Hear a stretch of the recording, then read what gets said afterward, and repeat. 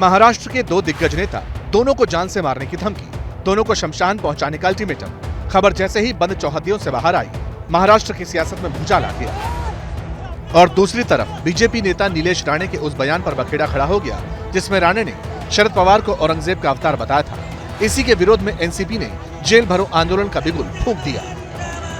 NCP के नेता कार्यकर्ता आक्रोशित हैं। मुंबई के आजाद मैदान में एनसीपी नेताओं कार्यकर्ताओं ने विरोध प्रदर्शन किया। वो खुद औरंगजेब की औलाद हो सकते हैं, लेकिन पवार साहब जिनको महाराष्ट्र में जानता राजा कहा जाता है, उनके बारे में इस तरह से बोलना ये दोनों को शोभा नहीं देता। एक खासदार रह चुका है, एक आमदार है, तो ये गुंडागर्दी करने वाले लोग हैं। पहली धमकी एनसीपी चीफ शरद पवार को मिली थी, लिहाजा पवार साहब की बेटी सुप्रिया सुले कमिश्नर के ऑफिस पहुंची, मीडिया को धमकी भरा चैट दिखाया, साथ ही अल्टीमेटम भी दे दिया कि अगर पवार साहब को कुछ भी हुआ तो उसकी जिम्मेदारी महाराष्ट्र और केंद्र सरकार की होगी। आदरणीय पवार साहब के नाम से आज मेरे व्हाट्सएप पे ये मैसेज आया है। उनको एक धमकी दी गई है, एक वेबसाइट से दी गई है, और वैसी ही धमकी और भी इस रिलेटेड जो अकाउंट से इस पे आई है।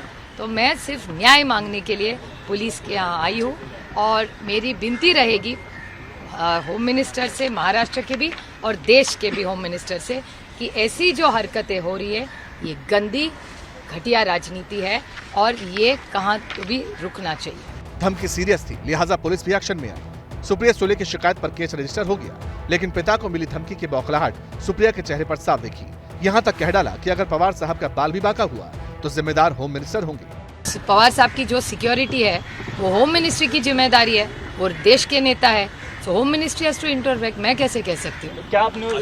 मैंने सिर्फ कहा है कि ये धमकी आई है, इसका उन्होंने मुझे वायदा किया है कि वो इमीडिएट एक्शन लेंगे, तो देखते हैं क्या होता है। धमकी वाला ये सिलसिला सिर्फ शरद पवार तक ही महदूद नहीं रहा। धमकी तो उद्धव ठाकरे गुट के शिवसेना सांसद संजय राउत और उनके भाई सुनील राउत को भी मिली। दोनों भाइयों को फोन पर जिस शख्स ने गोलियों से भूनने की धमकी दी, उसका एक्सक्लूसिव ऑडियो भी एबीपी न्यूज के हाथ लगा। हेलो हेलो, हाँ सुनील राउत बोल रहा ना? हाँ बोल रहा हूँ। हाँ, तो तेरा भाई को समझा, संजय राउत को? कौन मेरा भाई? संजय राउत तुम्हारा भाई है ना? तो समझा, गोली मार देगा। संजय राउत के सगे भाई सुनील राउत के फोन पर धमकी भरी कॉल आई थी। धमकी देने वाला शख्स बार बार एक ही बात दोहरा रहा था कि संजय राउत मीडिया में बोलना बंद कर दें, नहीं तो गोली मार दी जाएगी। किधर मारेगा गोली तू? जिधर बोले उधर गोली मारेगा। किधर बोलना, भेज देता हूँ मैं मारने के लिए। मार डालिया गोली उसको। किधर भेजो बोलना? तो सुबह का भोंगा बंद करने बोल। अरे तू किधर गोली मारने का, मुझे भेज देता हूँ।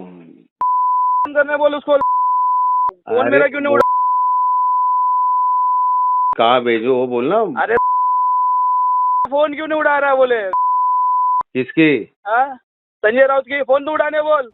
2 मिनट 10 सेकंड के इस ऑडियो में और भी चौंकाने वाले किस्से हैं। धमकी देने वाला लगातार गाली गलौज कर रहा था, जिसका संजय राउत के भाई मुंहतोड़ जवाब दे रहे थे। लेकिन धमकीबाज ने जब ये कहा कि दोनों भाइयों को शमशान पहुंचा दिया जाएगा, तो सुनील राउत का रिएक्शन कैसा था, ये भी जान लीजिए। संजय राउत मर्द आदमी है, समझे क्या? तेरे जैसे का भोंगा बंद करने बोल उसको। जो उखाड़ना उखाड़ लो। गोली मार देगा। गोली? कौन सा लिमिटेड की गोली मारेगा? लिमिटेड का गोली मारेगा? कौन सा गोली मारेगा? लिमिटेड का? समझाओ। भोंगा बंद करने बोल। भोंगा बंद करने बोल। छोड़ रहे उड़ा रहा मेरा। फोन क्यों नहीं उड़ा रहा? छोड़ रहे, छोड़ रहा क्या? फोन उठाने बोल उसको, नहीं तो गोली मार दे। 1 महीने के अंदर दोनों भाई को गोली मार देगा। अरे छोड़, में पहुंचाएगा। अरे किधर माना, हम दोनों आ जाते, किधर भी बोलना, किधर गोली मारेगा तू? धमकी भरे कॉल और मैसेज पर सियासत गरमाई तो तपिश सड़कों पर दिखी। एनसीपी ने जेल भरो आंदोलन का बिगुल फूंका, खूब हो हल्ला हुआ।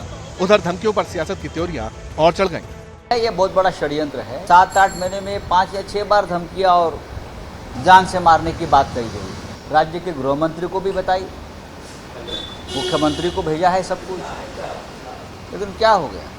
ये तो सब उनके ही लोग हैं। ये गवर्नमेंट स्पॉन्सर्ड धमकियां चल रही है।